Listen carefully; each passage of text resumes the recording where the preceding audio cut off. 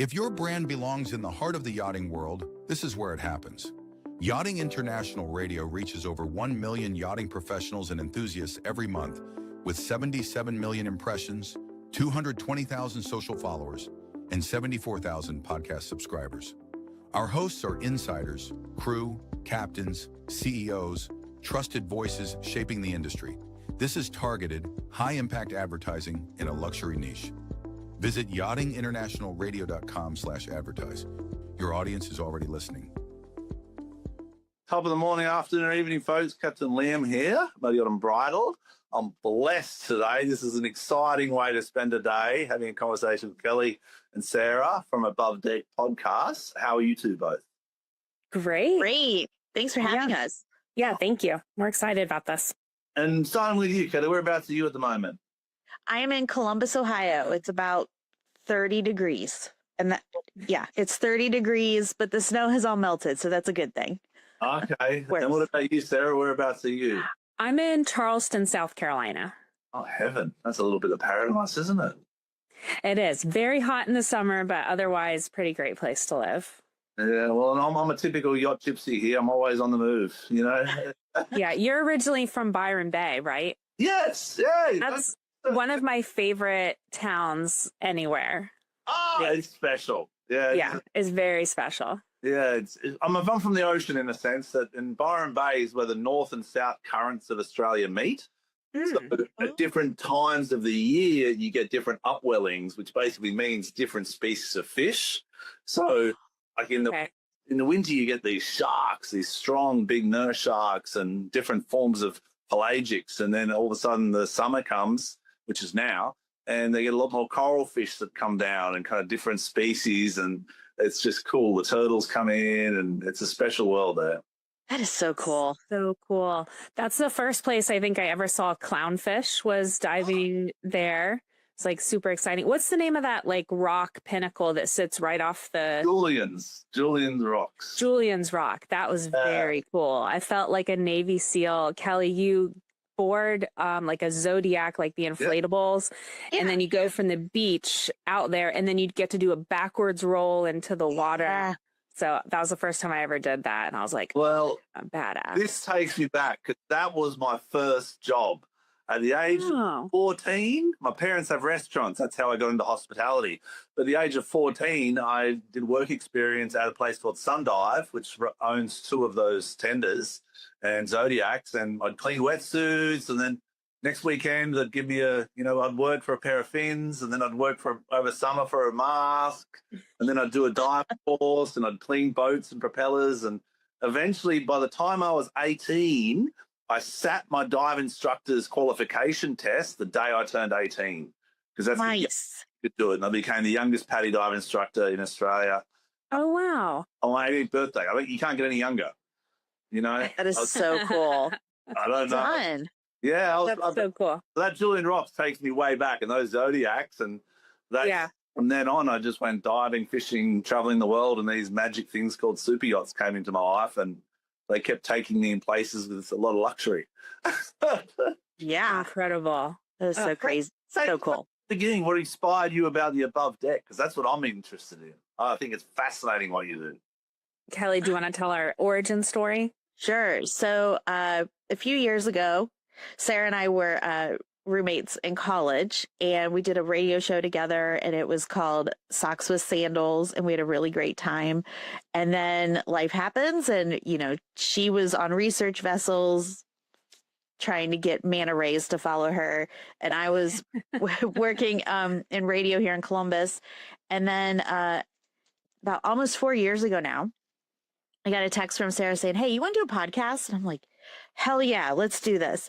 What are we going to do it about?" And she said, "How about a TV show from Bravo?" I said, "Great. Which one?" And she said, "Below Deck." And I thought that was perfect for multiple reasons. One, the season was getting ready to start for a sailing yacht. But two, Sarah's background in marine biology just gave us that extra edge on knowing a little bit more about what's going on and like the areas they're going to be in and stuff. So we had I love that we have that little spin on our show. But yeah, and 250 episodes later and almost 4 years, here we are.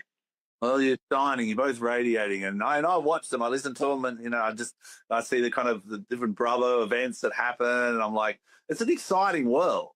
Yeah, yeah. As a super yacht captain, it's kind of like every guest that we have on board asks about it, and everyone I see on the weekends, what are you going to do over Christmas? Binge below decks. I'm like, yeah, hooked. Everyone's hooked. So what about you, Sarah? We talked about research vessels, and what type of research vessels? Because that's really one of my passions, is the maritime sustainability.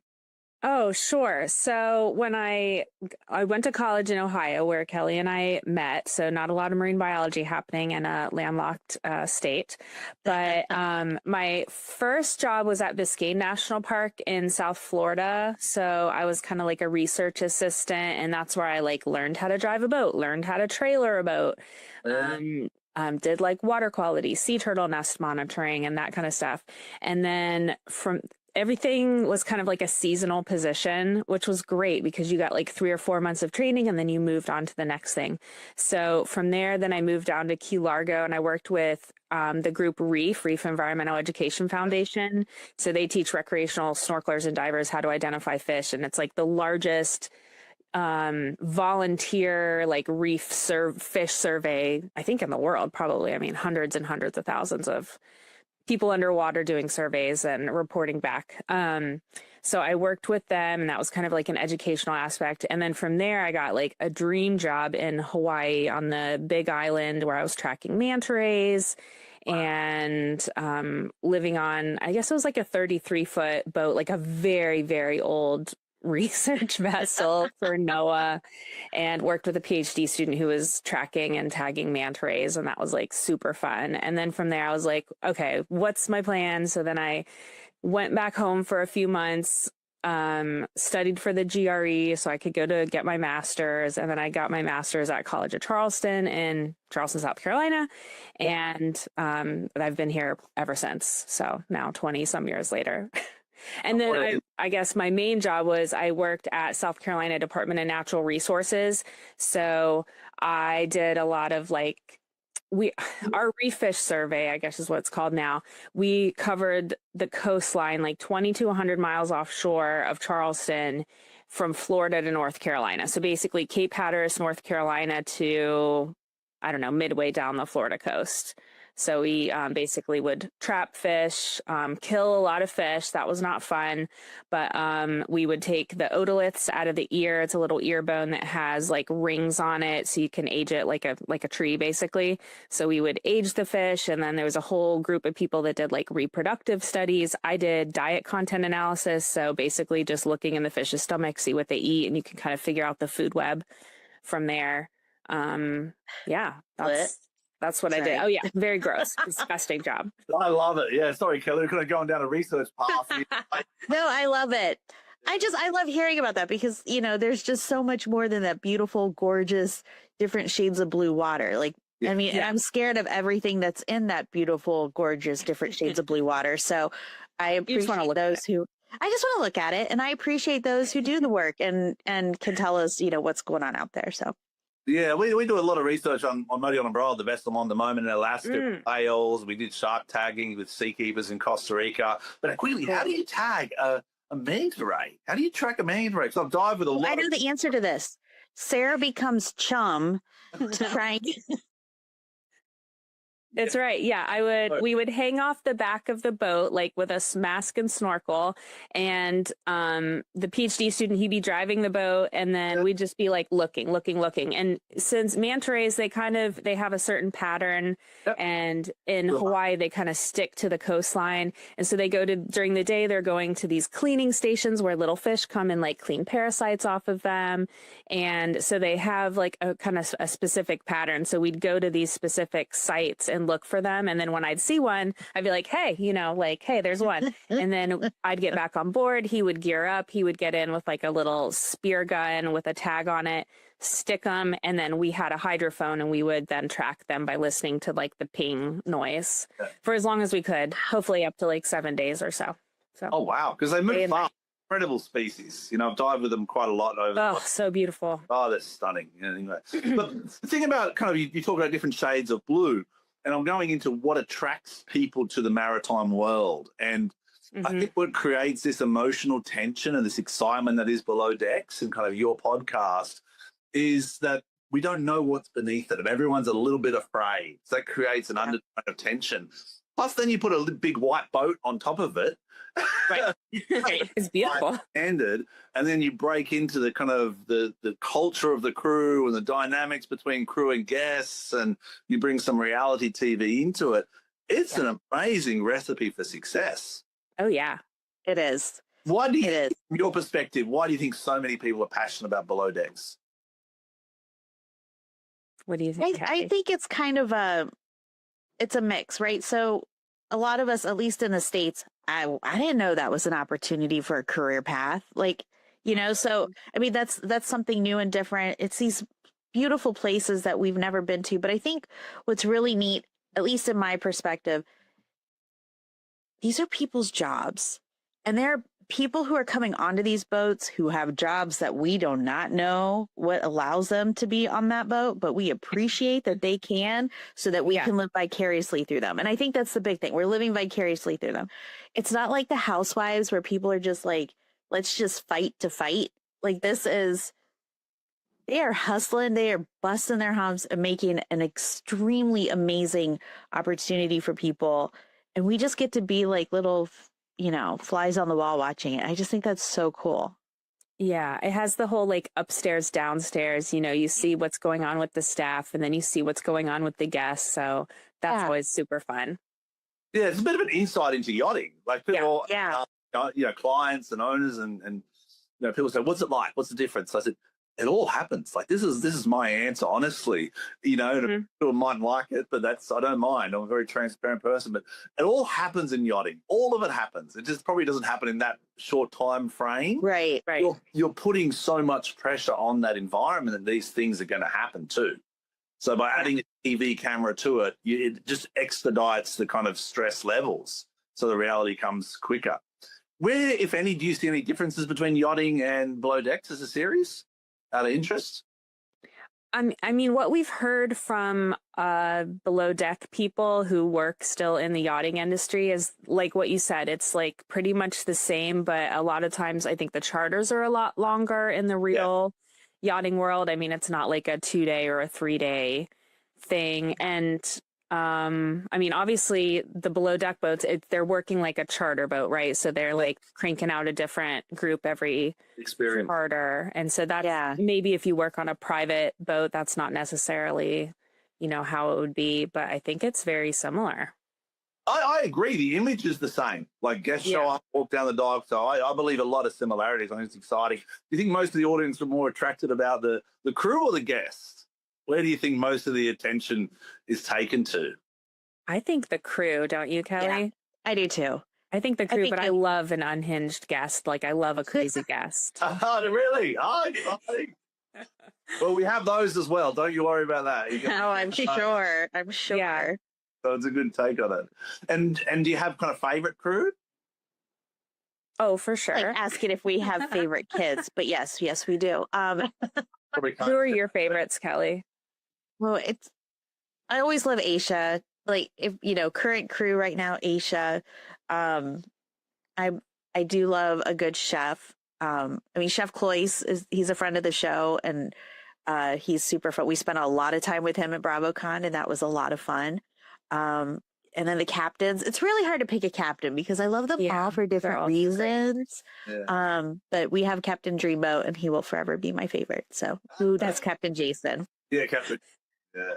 Yeah, Captain Kerry's amazing. I think he's he's so great. If he's on camera, I think he's just a real special person. Yeah, I agree. Yeah, he's definitely a good friend of ours. And yeah, I love them all. I love anybody who is just authentically themselves. They're the same on the show as they are in person, and they don't change season to season. Like because some people, they get on season 1, they're one way and they have a great first season, and then they come back for season 2 and now they've watched themselves. Now they're producing themselves and now they maybe act a little differently. But people that don't, like Daisy, Frasier, Aisha, like any of these kind of long-term people, they just are who they are. And that's the way to be, I think, on the show. 100%. Yeah, 100%. And that's the authenticity of yachting. And that's what the clients kind of look for too. They're not looking for people to not be themselves. They're looking for a high level of service and standard. Yeah. But also looking for engagement. And I think that's where yachting's a little bit different to going to a hotel service or a fine dining restaurant. Because you're with these people for 3 to 4 to 7 to 10 to, I've done 30-day charters. And you're with them a long time. So it's, I did one trip which was from Boston all the way around to Seattle and Vancouver. That was one client, one owner wanted to do the Northwest Passage. So the north of Canada, we took a yacht all the way, Greenland, Northern Arctic, Bering Sea, and back down. And that's 3 months with people. Crew and... I'm guessing that's a summer trip. It's a summer trip, dodging the ice and, things like that. But it's, the point is you kind of get on these islands, on these boats. It's like a peak of emotions, and you've got to go through the highs and the lows to get a result out. So I can kind of resonate with it, what the crew go through. And you do evolve over the seasons you work in yachting. Yeah. Sometimes you would have seen different crew get elevated in their position from a junior stew to a senior stew over the years, and you see the dynamic change in them. Yeah. Yeah. Captain, do you get to pick your interior and exterior and your engineers and everything? Do you get to pick them, or is that something you work in with the owners, or how does that usually work for you? To be honest, we do. As a captain, you do choose the crew 100%, but you want to make sure you cater the crew to what the client's needs are, whereas a vessel, it's the owner. So in different platforms I've operated, different vessels I've operated, is sometimes the crew is really an extension of what the owner is looking for, whether it's a very dive-heavy program or, like you're saying, Sarah, with a research-heavy program, then marine biologists on board that can or a photographer on board. So, and some owners are not interested in diving. They just want to go to St. Bart's, or they just want to go to Europe and Monaco and sit at the beach. So then you've got a service-heavy orientated crew. So I don't like the word permanent crew. I like the word and you create and you have an extended crew. And depending on what the client is after, how do we achieve that goal? And same as the show. They have different guests that show up that are demanding different things. Yeah. Have you had any below deck people work for you? Yeah, we did did one of the chefs we had years ago, like 10 years, I think it was Ben, Chef Ben. Okay, Chef Ben. Yeah. So I've different exposures to it, and I nearly worked with Jason once. I was on a yacht, and he nearly came and took over the yacht we operated on. So it's a small industry, you know what I mean? Yeah. So, I've worked with some great different people like Oriana and media, and I love it. I really think Below Decks has got its space in yachting, and I think more people should really understand the crossover and where it works within our industry, because our industry is getting bigger and bigger and bigger, and it's hard to kind of keep a track on it. But with Below Decks, how many years now is Below Decks? 12? 12 plus, yeah. 12 yeah. So between the last 12 years of yachting, you've seen boats go up to like 130 meters now. These things are like mini cruise ships. Yes. And Below Decks will go, transition towards these bigger platforms, and the reality will come towards the bigger platforms. What do you kind of like about the show? Do you like the progression of crew? Do you like the guest interactions? What do you think is pretty cool? The water sports, the boys, the deck crew out there, the I could kind of care less about the water sports. I don't know about you, Kelly, and like the slide, who cares? But I like when you have like the same crew that's the same like year to year, and like you can really see relationships develop. And I'm trying to think, like, on a typical charter, what do we like to see the most? Like a funny game night. I don't know. That's always a good theme for a dinner, is always really good. Picky guests. I love the challenge. I love the challenge because I know they're going to do it, and they're going to do it well, the crew. But what I like to see is like, how petty are these people? Like, are they going to be like, this was amazing, or be like, there was a fleck of something in there? Like, I don't, so it's just, maybe that's just me being a brat, but I don't know. No, and they put back, or they complain about the food, or they say something, but the effort that the chef and the stews have gone to, and then you hear their story behind the scenes. Yeah, and you just kind of But that's the reality as well in yachting. You know, I'm here to breach that barrier. It's the same thing doesn't happen. These are very difficult clients, a lot of them. Well, they're not difficult. They demand a certain amount of standard, and that's fair. That's one. Yeah, they're paying a lot of money. Paying a lot of money to have an experience for a week, and there's perfection. There's nothing else but perfection. You know, we have this saying on the yacht I usually run, and I say, you know, it never rains on the rich. Because the crew hold the umbrella. Yeah, that's so true. The crew have to solve every single issue, and that's kind of the point of it. You know, we're there to protect the clients, to give them the best experience they can have. Have you ever had a problem that has just been like, I can't believe we did that, we fixed it? What's like been your biggest one? Most trips, there's always something. For me, probably the hardest one that comes to mind is probably underwater, where a client wants to see a certain thing or catch a certain fish. Oh, no. Specific demand. Like I was in Panama and the client wanted to see a monkey, you know, but they didn't want to engage too much in the experience of getting to the monkey. Bring the monkey to me. Yes. Dance, monkey, dance. Exactly. So that was my saying. One of the famous, I'm like, I want to see a monkey. I want to see a monkey. We had a helicopter on board, so we're like, let's try and look for some monkeys. And well, so the amount of time I invested in seeing this monkey from the back deck of the yacht as she was having breakfast was just like hours and days and planning and figuring out where the monkey was and the tree the monkeys are in, and speaking to the locals. And then I get it. It's in Panama on the beach on a canal just north of the Panama Canal. On the Atlantic side, there's this little river. It's a hard river to get into navigation-wise. And so I'm in the river. And I'm just waiting and waiting and waiting for her to get up. And I can see the monkeys. If I have to drift the yacht back, you know, without scaring the monkey, you know? Right. But then you've got to walk out and everyone's engaged. The whole crew is engaged. Don't make noise. Not scare the monkeys, people. And then the boat drifts back, and then you walk over to the client and you say, good morning, ma'am, how are you? By the way, there's your monkey, you know, and here's your binoculars. And it gives me goosebumps today. That is so cool. But that's yachting. That's what we do it for. And that's what drives these crew and these captains, is to give these experiences that are not real. Like, it's not real. You can't have your coffee monkey in a Panama. Like, it's not an easy thing to accomplish. Have you ever had to tell somebody no? What's that? Have you ever had to tell someone no for something that they've wanted? Yeah, what, crew? Yeah. No, crew and guests.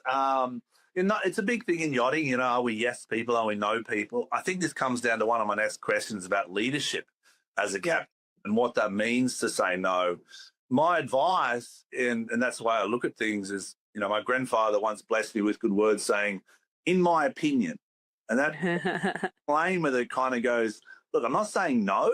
I'm just telling you, in my opinion, stepping on an iceberg off a glacier in Alaska is not the best decision for your health and safety.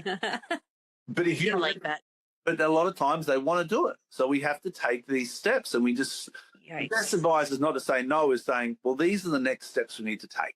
Let's try and look for a suitable iceberg that's grounded, so it's not going to tip over.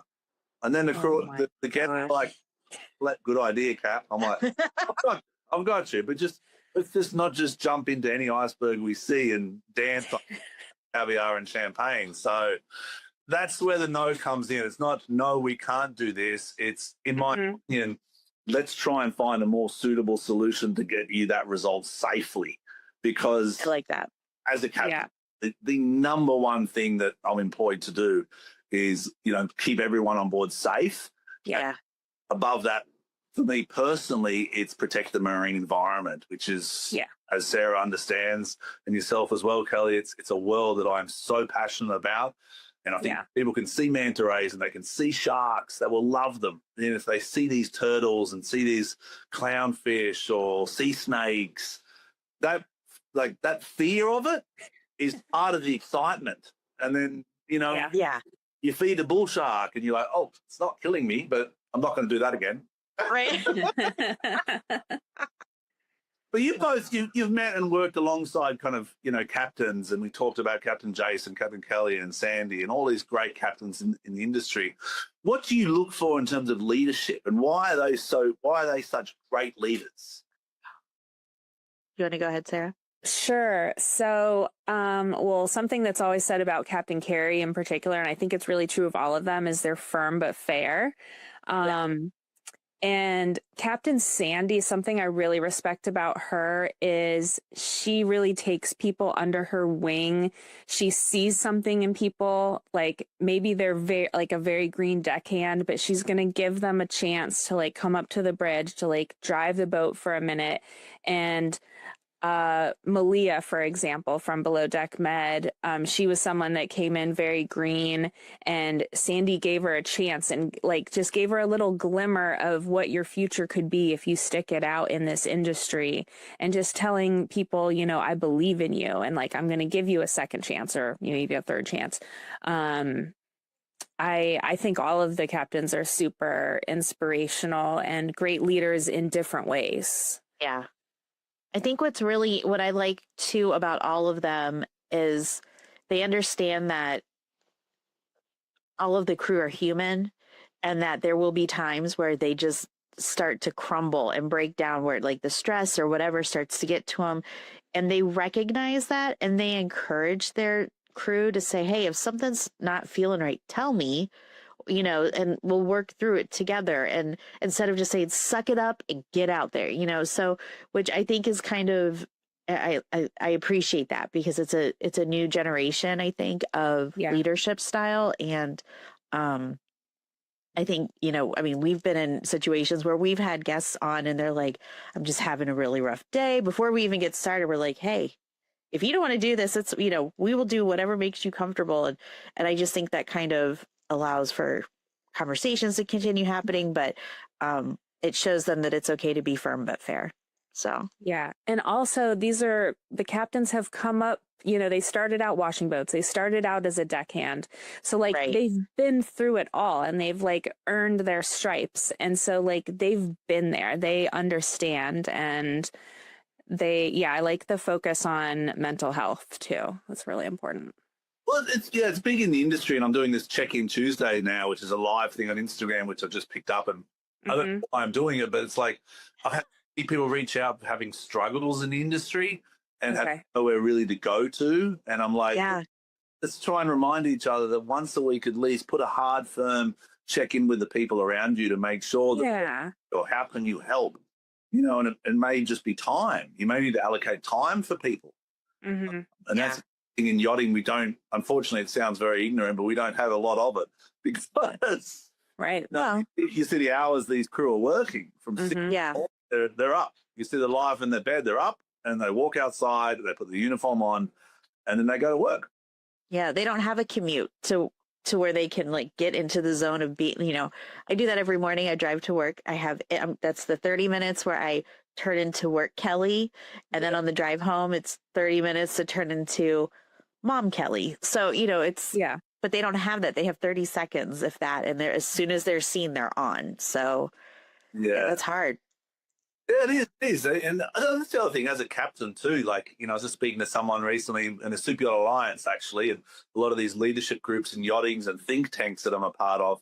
But, as a captain, there's no real where to reach out, because you deal with owners, brokers, guests, clients, crew, and you're just stuck in the middle in this world. So that's where a lot now wellness and mental health and activities like yoga, and I see Captain Jason looking after himself in terms of his diet, and that's half the key to your success, is if you can focus on your own personal wellness and mental health, whether it's therapy or I'm starting this yoga and breathwork journey at the moment, the last year, and it's difficult, it's hard, but I'm like, wow, it's also clearing your mind to prepare because half the challenge of going season after season, whether it's the show or not, is how do you be better? Yeah. How do you be better? Yeah. And you're looking for it. Everyone's looking for it. Everyone's looking for the same crew to come back, but they're also looking to be a little bit more engaging, or a little bit more, passionate, or, a little bit more interactive. So how do you be better? You have to focus on oneself, you know? Yeah, Yeah. absolutely. Yeah, definitely. Got to look out for number one. So what type of trends do you see in the kind of below decks that you might see in, you know, yachting per se? Like, do you see the guests coming differently into more wellness activities, or because I haven't seen that yet too much on many shows? No, I No, don't see that. Yeah. no.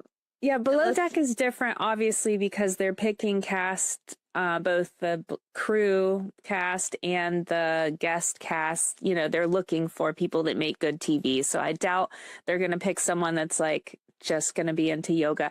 I do feel like in the last few years, the crew is a lot more into like meditation and yoga and like taking time for themselves. Like you see that a lot, like with the guys and the girls. So. Well, they've got to keep in great shape as well. I mean, yeah. They're wonderful human beings. So how do people get involved in below decks? I mean, I see it from my end of yachting, but I don't know if the audience understand it. Like I see a lot of posts and a lot of emails I get, and I've had several invitations to join. Yeah. It's just like, how do how do people get into it? Sure. Well, Diana Wallace Casting, I think, is the main like casting company. And so I see it every few months. It seems like there's another post like looking for, and it's every position. It's chef, deckhand, stews, like they're always looking for everybody. And then I think they have their producer scouts looking through social media and looking for people that way. But I think you just have to apply and get your STCW. I mean, and you're off. That's it. Yeah. So and what's your advice for people? You are correct. To get into the industry, it's just an SCCW, which is a course, an ENG1, which is a medical, and then back which part of the industry you're interested in, whether it's interior or deck or engineering. That's the career to get into yachting. It's quite simple, and then it escalates with sea time and different requirements. Right. But what's your advice, Kelly, for people looking at getting into yachting, whether it's below decks or not? Because I think it's a great industry. I'm passionate. I do too. And I think, if you're going to do it, be true to yourself. When you're, don't put out a demo tape of you acting all posh and and whatever. Be you. That's the only thing that you know, going in knowing that you're going to be busting your butt, and they get maybe an 8-hour break total at night. And that includes like your wind down and getting up. So if you like to bed rot and watch your Instagram like reels like I do for, just know that you're not going to get as much sleep as you normally would. So, but just it's a lot of work, and know that it can be fun, but you have to, bust your hump for it. So the fun side of it is fun. I mean, they yeah. Like, I get to see the world. It's an awesome, you end up in places like St. Bart's or St. Martin or in these unique places in the world that it's just like and I don't know, that's where the parties are, I guess. Yeah. Over my 25 years, I've seen some, I've been to all these places, and I'm like, it's stunning, and you wouldn't go there normally. Yeah. Right. So, we never knew, like, it was never a job option when we were in school or no, I didn't even whatever know about this until the show. No. So knowing that it's an opportunity that you can do, and you can either do it for a little bit or do it for your life, is just awesome to me. And you get to see the world, and how cool is that? Yeah. Yeah, look, it's strange. In yachting, a lot of the crew kind of are South African. A lot of the crew that we get in the yachting, they're probably about 60%, I'd say. But I always question, I'm like, why aren't we getting more and more Americans or Canadians? Right. Or it's just, I don't know, maybe, I think Below Decks is changing that, and they can now see it. Because a lot of courses that I attend, I see more and more Americans each time. Oh, really? Oh, yeah. That's cool. I was thinking about that the other day, that the earlier days of Below Deck, the show had more Americans on it. Yeah, probably because it was an American show, right? So they were probably recruiting like in Florida. From there. Yeah, that's true. That's a good point. Yeah. And what's your favorite location? Or series? So you got Below Decks Down Under, you got Below Deck. I like the first 2 seasons of Down Under, just because there was so much scuba diving and like seeing the underwater stuff. I thought was really cool. I really liked when Below Deck OG went. Didn't they go to Thailand? Like they went way out in the Pacific, and it was stunning because it was like places you only see in pictures. So it was just someplace different. But right now they seem to be hanging out in the Caribbean and in the Med. So, which I mean, I'm not going to complain. It's all absolutely stunning, and I'm living vicariously through them all. So, Oh, exactly. And what about new locations? Like I know they looked at Below Decks Alaska once. I'm currently up there on Unbridled. Ooh, that would be cool. Alaska would be really cool. it would be Awesome. neat. Yeah, I love it. I loved Below Deck Adventure in Norway. That was awesome. Yeah, that was really neat. I like that because not all of us are fans of the hot weather. Right. Well, and it's quite similar. You see a lot of the hot weather, and you see a lot of, and you get the slides out. Okay, the water sports. Okay, the beach setup. Yeah, what's different about places like Alaska is one, it's got more daylight.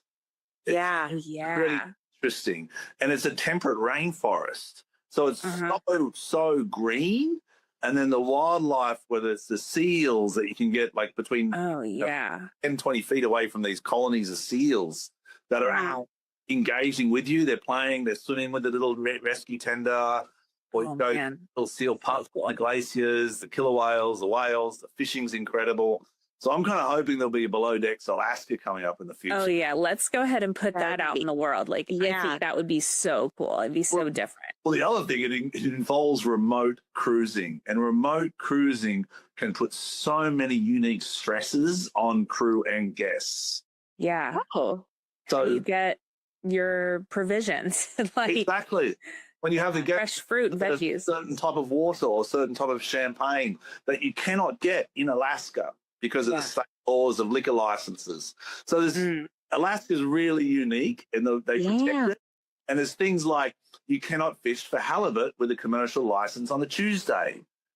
But you explain to a guest, and then when you catch a halibut, you can only keep the whole halibut, but you can only fillet one side and give that fillet to the guest, and the other one has to be saved.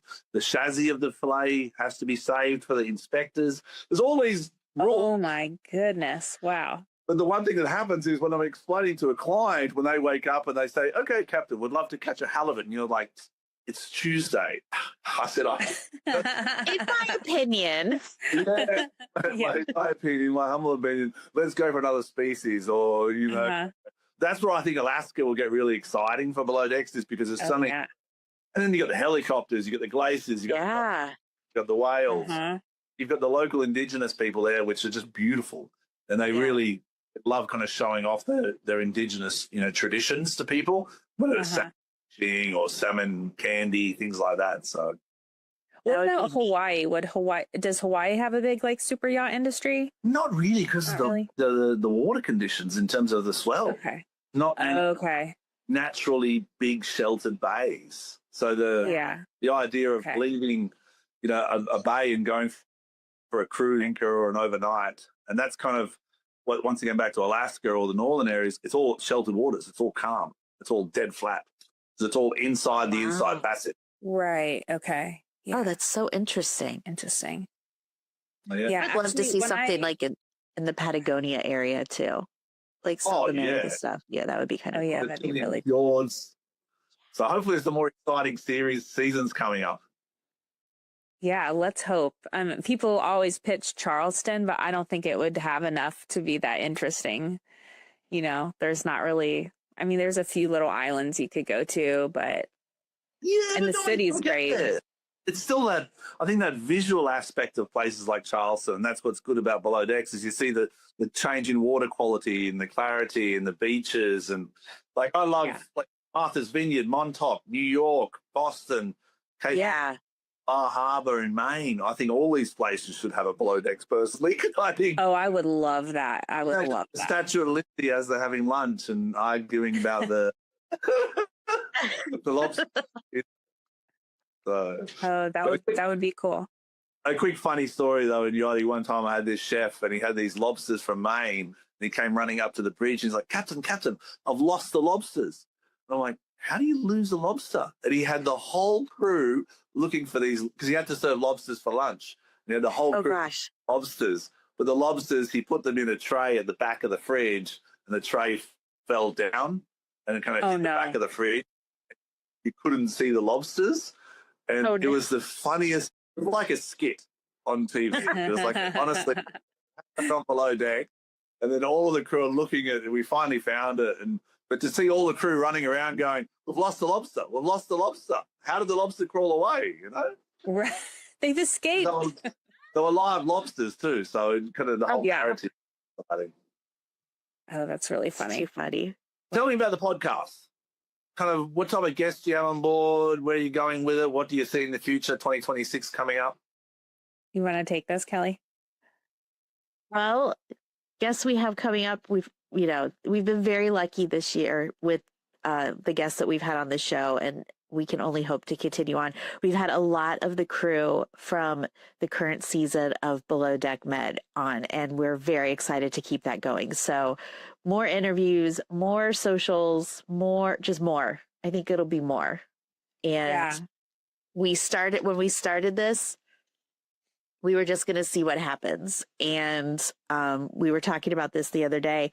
We didn't really plan on being an interview type show, but people were like, "Hey, we want to talk." And we're like, "Okay." And then it just kind of turned into a thing. So, so I think that's we started out having a lot of charter guests, and then eventually Bravo would reach out and say, "Hey, we have so-and-so if you want to talk to them on Monday at 10 a.m. or whatever." Yeah.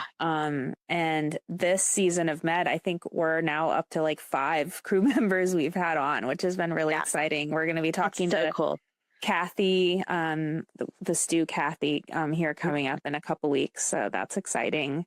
I don't know. We just kind of go with the flow and whatever, whatever comes our way. But, I would love to get on some like producers or like some behind the scenes type people and like hear about, I don't know, the editing or just like kind of more behind the scenes. I don't know if they want to divulge any of those details, but I think that stuff is super interesting. Or talking to the casting director, I think that would be really fun. And 2026, there is not going to be a BravoCon. So I don't know if we will maybe go to a boating show. We've been to Flibs, but I'm open to going to some other boat shows. I think that would be cool. They'll still be cheaper than Bravo Con. So. Yeah, exactly. Oh, Captain, I think you're frozen. Oh wait, maybe not. Yep, you're frozen. I don't know why. I think things happen for him. And when you were saying that about the boat, I envisaged like a same thing at Fort Lauderdale, an area at Fort Lauderdale boat show, like where we could do Below Deck, like having an interview room and talk about the industry, engage more. Yeah. Absolutely. Yeah. What other, besides Fort Lauderdale, what other boat show would you recommend? Can you hear me? It's glitching a little bit. We can hear you. I think West Palm Beach is good. West Palm Beach. Okay. New show is a little bit smaller, open to the public. So I'd say Miami's a good starting point in February, March. I'm coming. I'll be there too. So that's it. But the Fort Lauderdale boat show, I think that's one of the best. Yeah. It was insane. It was so big. It was so big. It was cool. Yeah. Loved it. Yeah, it is. Maybe next year we have a little booth for you and then people can come and ask questions or do interviews. That'd be so fun. We could do interviews. That would be really fun. Yeah. I love it. All right, I'll leave it with you. It's just glitching a little bit, but I really appreciate your time. Very grateful for it. It's wonderful to get a bit of backstory to yourselves, because I think that's the exciting thing about Above Deck is kind of the two of you and your background story. You know, whether it's researching underwater passion or yourself, Kelly, from technical aspects, I think what you produce is it's awesome, and I just want to see more of it. Well, thank you so much. This was really fun. And I think you're one of the first kind of people from the actual yachting industry to reach out to us. So we never quite know how those people feel about us. Like, oh, they just watch a TV show and talk about it. But we really have learned so much about the industry, and it's fascinating. And your jobs are just so cool. Yeah, well, I love what we do, and it's all part of the one industry, and that's what I want people to understand. Yeah, it's all boats. It's little boats, like you're saying about the trailer going down in Key West, launching it all the way up to huge cruise. All about people who love kind of experiencing new things. That's awesome. so cool. Well, I'm excited to dive more into your YouTube channel and like watch some of your interviews and learn more about Unbridled. Watch the whales. There's great pictures of whales too, and there's different projects on board we do, but you'll see the Unbridled in Alaska with the whales jumping, and that's what I'm kind of looking forward to getting back into for the season. I love it. And how can people get a hold? Oh, sure. So our main social is Instagram at Above Deck Pod. And then you can search for Above Deck on any of the podcast platforms. We're part of Hurrdat Media, so that's where our YouTube videos are. And I'm a little bit into Threads and Twitter, but not really. Mainly Instagram. Well, even TikTok. I've got 2 children at 16 and 14, and they're trying to get me into TikTok. I'm like, I don't know about this. I don't know about this. It's pretty fast. But I do have an account, and my kids are helping me with it. So. Okay. Oh, good. You're going to be doing like TikTok dances before we know it. I mean, my daughter do without seeing it on camera anyway. So you never know. Yeah. Well, thank you, Kelly. Thank you, Sarah. I really appreciate your time. Be safe, be blessed, and have a wonderful festive season.